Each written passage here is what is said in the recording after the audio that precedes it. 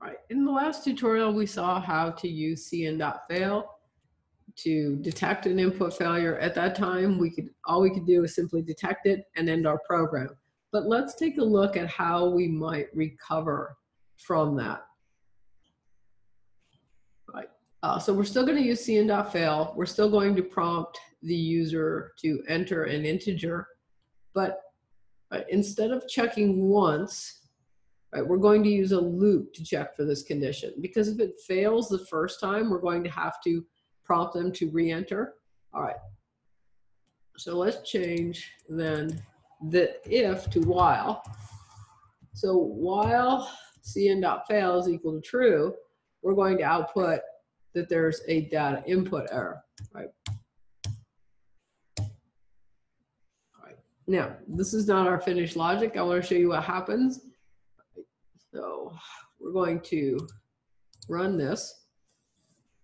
Right, we're going to show that the first time, right, we're expecting to read an integer value. X is an int. I'm going to type 10. That's a valid int. Right, this should be false. Right, it was false, so it skipped over this while loop and printed out that the integer value successfully read was X. Right, and it read a value of 10. Right, let's take a look at what happens now when this fails. What we're going to see is that it's going to fail over and over because we're not clearing the stream. Let's run it and see that behavior. All right, so now I'm going to type, say, A10. And what's going to happen is it's going to fail on reading the A. It will never read the 10 because, well, let me just show you, right? Notice that the screen is scrolling forever saying data input error, program terminating. I'm going to say Control-C to end this.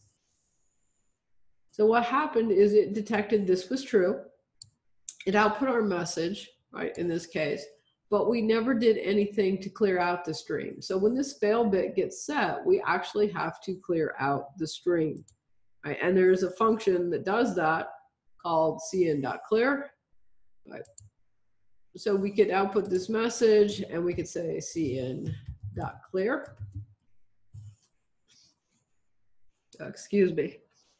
Oh, started cold. All right, and let's put a note that says, right, clear the cin error flag. So future IO input output operations will work. All right. So now if we clear the stream, right, when this comes back around, the failure won't be true, but we still won't have a good value for X if we haven't performed other actions. Let's just go ahead and say start without debugging, so it'll build, so it's rebuilding our new one. All right, so let's do our A10. Okay. So what happened in this case is the first time it read the A, this was true, so it output our message data input error, program terminating. We cleared the stream, so this looped back up around, and this was false because when we cleared the stream, we cleared out that failure bit and we left the stream in a good state. So this was false. So it just came down here and executed this line of code that says, well, integer value successfully read X. Well, it didn't successfully read anything for X. What we have is the value of 0, right? With the newer C++ standards, right? When it fails to read something, it's actually putting a value of 0 in here for X. That isn't a good thing for our program, right? What if our user meant to type 0 as that integer value, right? We need to know when things fail and how to recover. So we've seen how to recover the stream, but what we need to do is, well, we obviously need to read in the input again, right? Oh, I should have changed, Control Z. Let me copy this, right? Let's go ahead and prompt the user for input, right? And I shouldn't say program terminating. We're just going to say data input error. That was from my old one. But let's just say that. And we cleared the stream, and then we prompt them to enter. Right, this will loop back around. So if there's another failure, this will be true, right? And this will keep looping through until the user successfully enters something. So we think. Right? We're going to see we need to do something else, but let's see this behavior, right? One thing at a time as we explore the wonderful world of CN. So once again, let's just enter our A10. We know that the A is going to cause failure. And look, we have this infinite loop. Right? Why do we have the infinite loop? We have the infinite loop simply because, let me pop this back up. Right.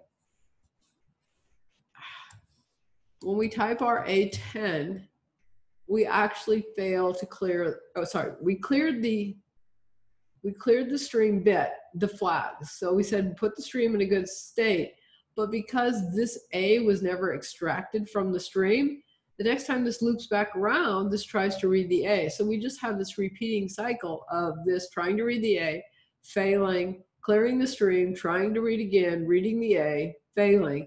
So we have that repeating pattern. So what we need to do then is we need to find a way to actually clear out that stream. So let me just kill this execution. Right? And there's a function for pulling out, basically ignoring the data in there, right?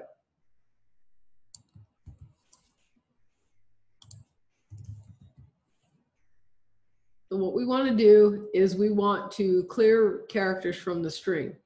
Now, we could just say ignore and tell it to ignore one character. Right? What we're going to do is, in this case, I'm just going to assume that I want to clear everything out of there. I don't know if the users type 1 bad character, 2 bad characters.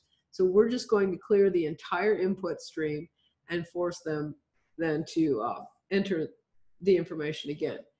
So we're calling, actually I don't need the standard, since I'm using namespace standard. So we're calling this ignore function, right? And the first argument in the ignore function says stream size count. So a count of how many things it should ignore. And in this case, I'm telling it to ignore the maximum size. So we use this numeric limits, right? Tell it the maximum size of the string. Technically, we don't need the standard scope resolution operators here since we're using namespace standard, right? Now, this numeric limits is set in a header file called climits. So let's include that.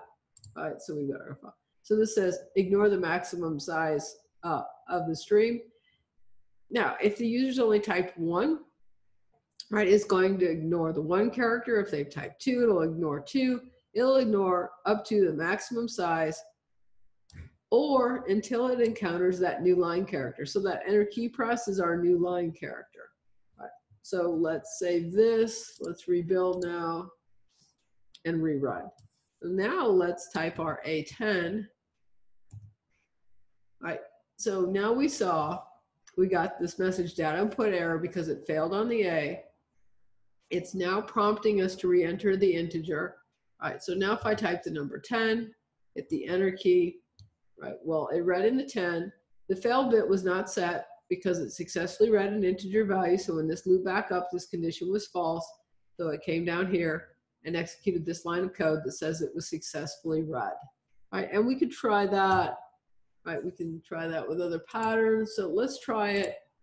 Let's make sure this works just when we enter the number 10, right? It should work right up front. Yes, it does, right? When we, up here, when we prompt the user to enter this information, this works.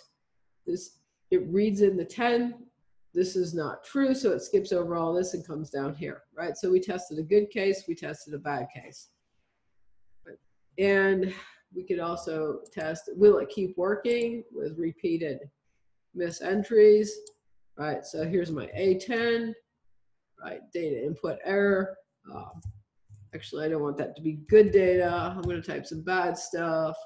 All right, once again, it did that. It clears out the bad stuff. If I keep typing bad stuff, right, it's going to clear that out until the case when I really type some good stuff, right? It reads that. All right. So now we have a way of recovering, right? We don't have to end the program. In this case, when it fails, we can just prompt the user again. So the pattern that we followed was outside the while loop, we prompt user. We're going to prompt the user to enter integer, right? We're going to prompt the user here. We test to see if that failed, right? If it did fail, we cleared the stream. So we cleared the stream flags. I shouldn't say clear the stream. This just clears the flags. Then we have to tell it to ignore characters in the stream. I told it to ignore up to the maximum, right? Or until it encounters the new line character. Right? Then we prompt the user again. So that removed all that, I'm going to call it garbage, that data we didn't want from the stream. Right? The user enters this, it comes back around, and it performs this cycle until it's able to read good character information. Right? So that's what we use to recover from bad user input.